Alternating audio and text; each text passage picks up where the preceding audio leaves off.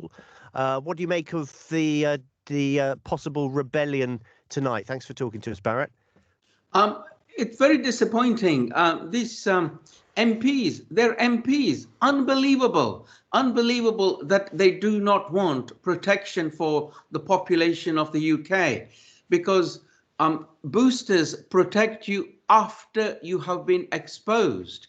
You really need to prevent exposure, and to prevent exposure, you need those infection control measures like wear your mask, wear it properly, wear a good quality mask, avoid crowds, avoid gatherings.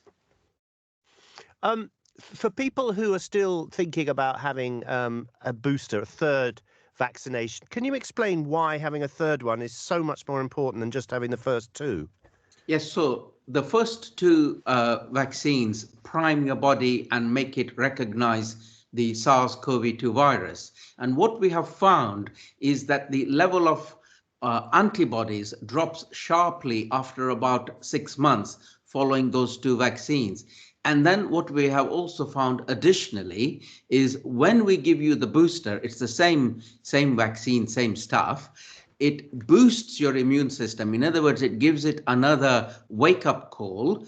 And not only does it make a lot more antibodies, but it also makes a broader range of antibodies, which will be better equipped to tackle something like Omicron, the new variant, because Omicron is sort of bypassing the existing antibodies that were made previously. So that's the rationale behind boosting.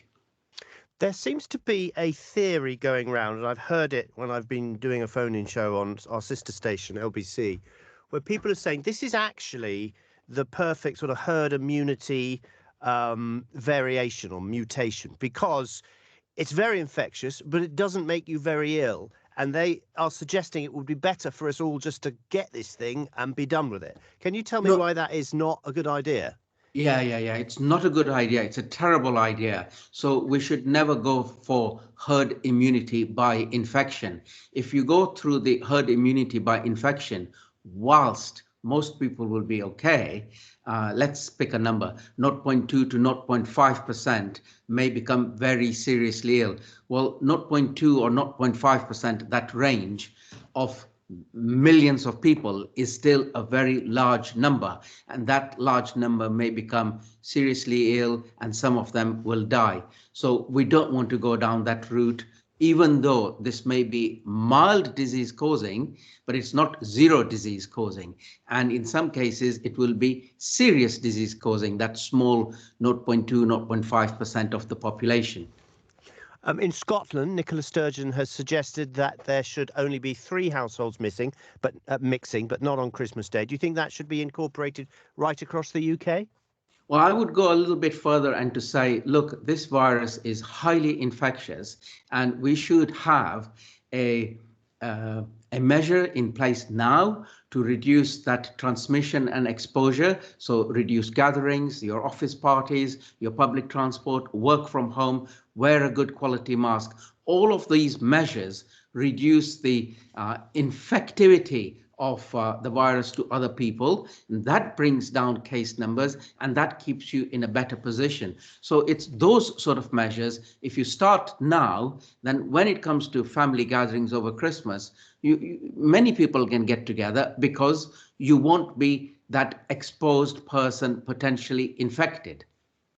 What do you make of the government's decision today to remove those 11 countries from the red travel list?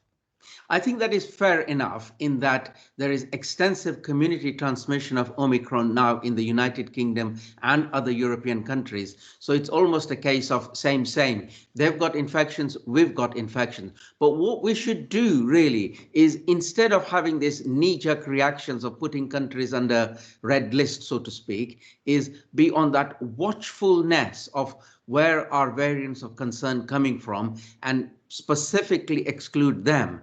So whereas in this case, Omicron has come and it is now widespread, it's community spreading. Therefore, what extra do we achieve by keeping travelers in and out from the country? There isn't much to gain by putting them on red lists. Barrett, as always, grateful to you. Dr. Barrett Pankania, Senior Clinical Lecturer at the University of Exeter. Thanks so much for your time, Barrett. Really appreciate it. Thank you. Thank you. Have a good evening. Bye. Now, as I mentioned, Nicholas